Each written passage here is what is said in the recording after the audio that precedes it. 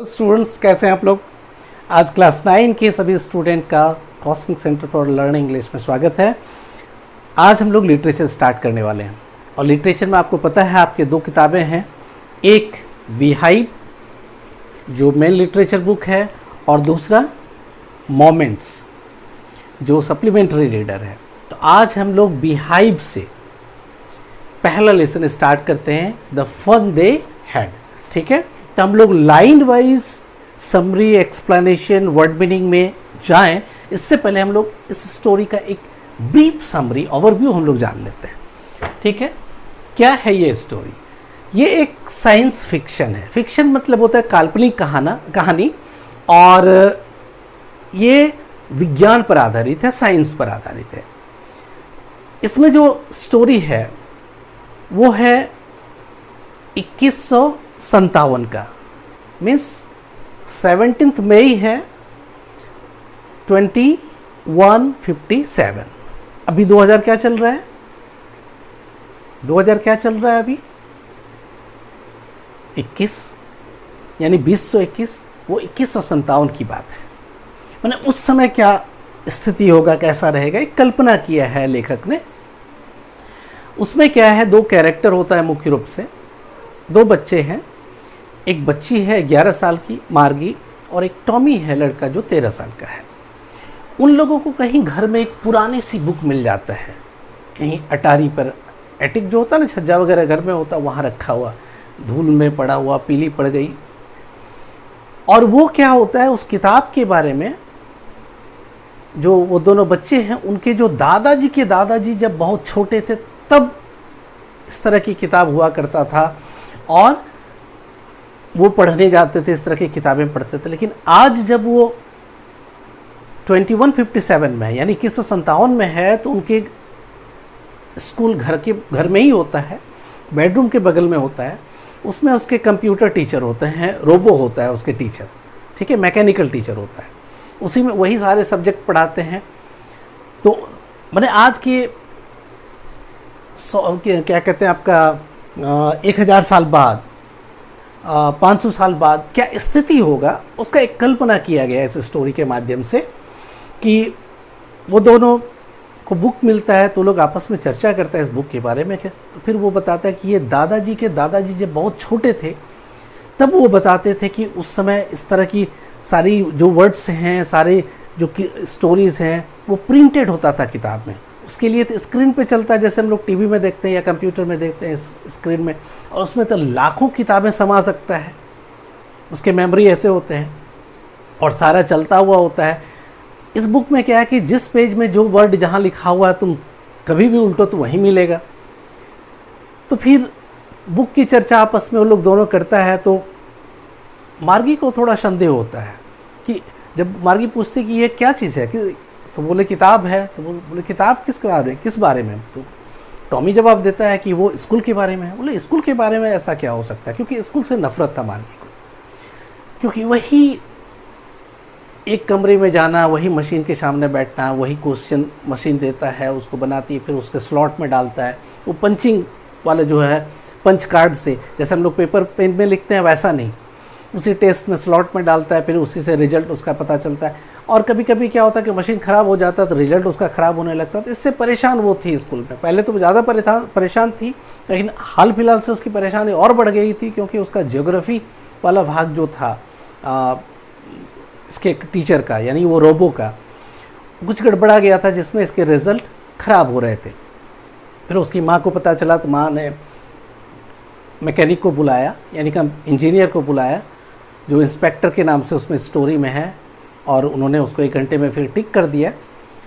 तो उसमें चर्चा है कि स्कूल, तो वो आपस में चर्चा करता है कि उस समय नहीं, अभी के स्कूल जैसे नहीं होते थे, उस समय आदमी टीचर हुआ करते थे। तो मार्गी को बड़ा आश्चर्य होता है कि आदमी टीचर कैसे हो सकता है। तो टॉमी समझाता कि नहीं, आदमी को भी उतना ज्ञान होता है जितना हमारे टीचर का, रेगुलर टीचर का है, जो मैकेनिकल टीचर का है। वो कहता है कि मेरे पापा भी उतना जानते हैं जितना मैकेनिकल टीचर जानता है।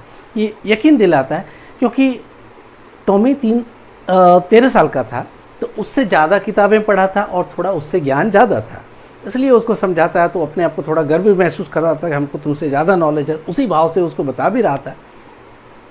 ठीक है, तो इस बात की चर्चा मार्गी अपनी डायरी में 17 मई 2157 को जब डायरी लिखती है तो डायरी में ये इसका जिक्र करती है। तो ये डायरी क्या होता है पता है आपको कि हम लोग सुबह से उठ के शाम तक जो कुछ भी एक्टिविटीज़ करते हैं, जो सोचते हैं, जो करते हैं, जो बोलते हैं, सबको लिखता है।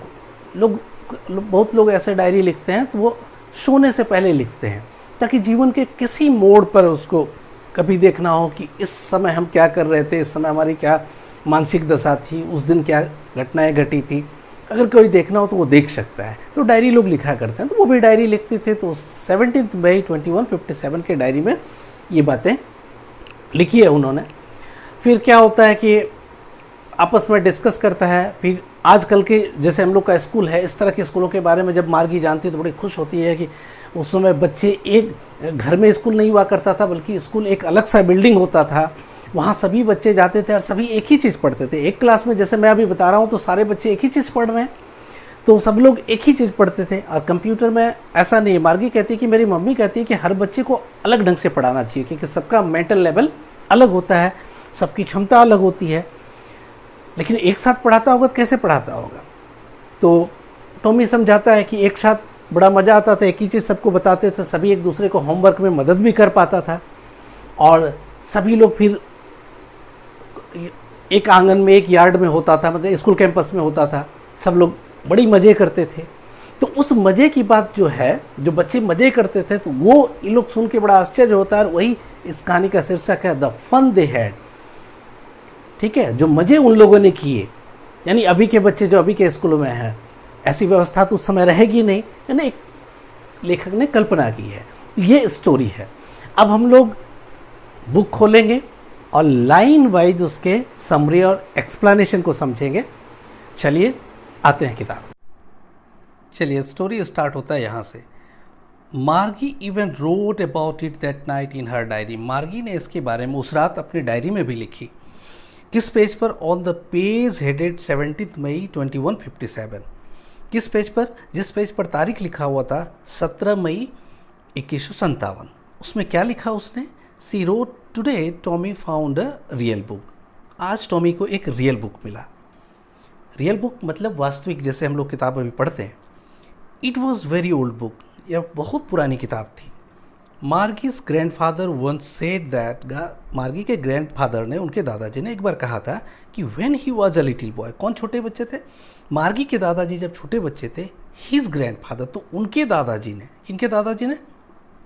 मार्गी के दादाजी ने, मार्गी के दादाजी के दादाजी ने मार्गी के दादाजी से कहा था, ठीक है, टोल्ड हिम, मार्गी के दादाजी से कहा था that there was a time when all stories were printed on paper.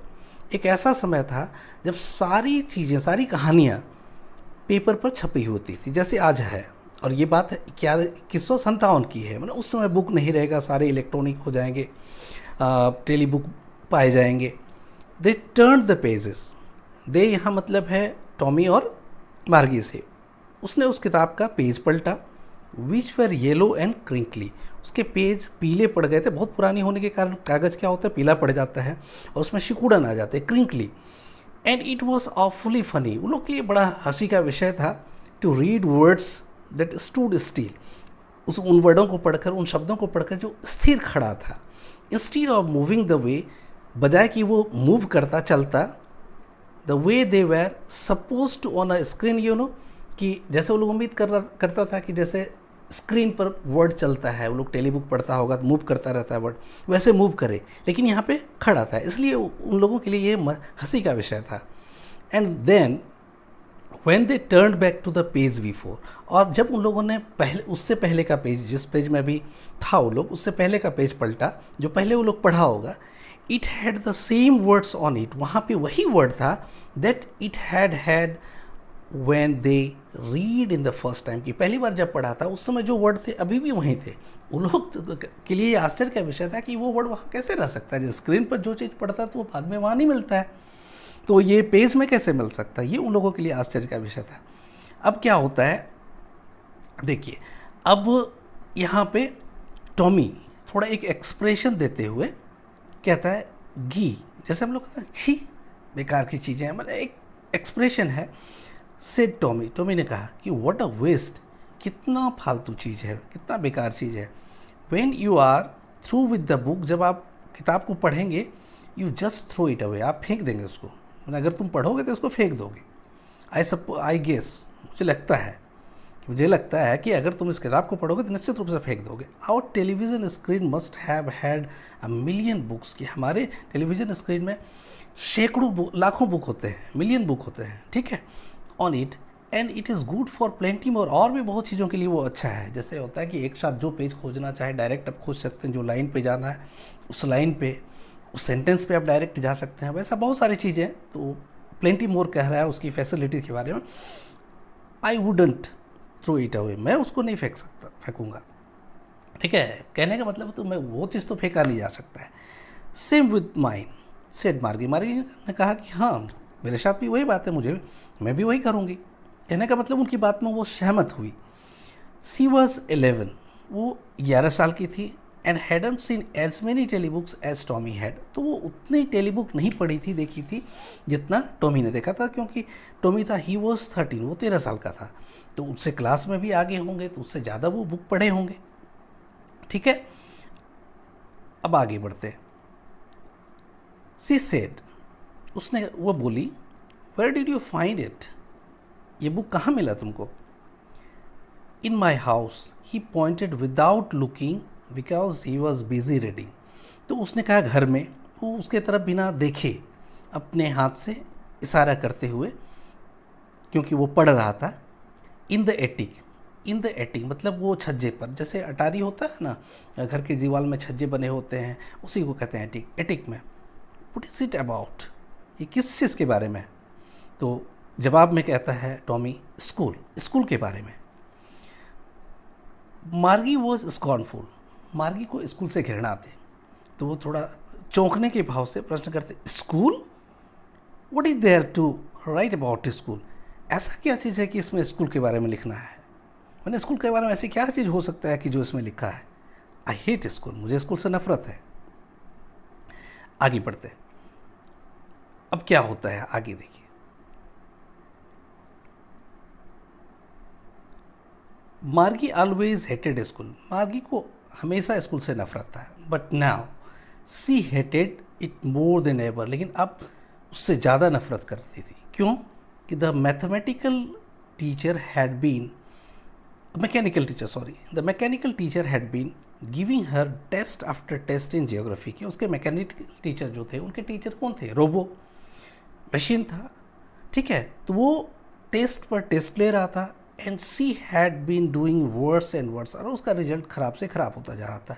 Until her mother had shaken her head sorrowfully, बाद में उसकी माँ ने दुखी होकर उसका सर हिलाई, and sent for the county inspector, और फिर उसके इंजीनियर को बुलाया, मैकेनिक को बुलाया, जो उसके टीचर को ठीक करते, जो कि वो एक मशीन था। तो यहाँ काउंटी इंस्पेक्टर से मतलब होता है कि उसको रिपेयर करने वाला, ठीक है। तो आज हम लोग इस स्टोरी को यहीं रखते हैं। नेक्स्ट वीडियो में हम लोग फिर लाइन बाय लाइन समरी और एक्सप्लेनेशन देखेंगे। हम लोग इंट्रोडक्शन उसका ओवरव्यू के साथ यहाँ तक पढ़े, नेक्स्ट वीडियो पार्ट 2 में हम लोग पढ़ेंगे। तब तक के लिए हम लोग विदा लेते हैं, बाय।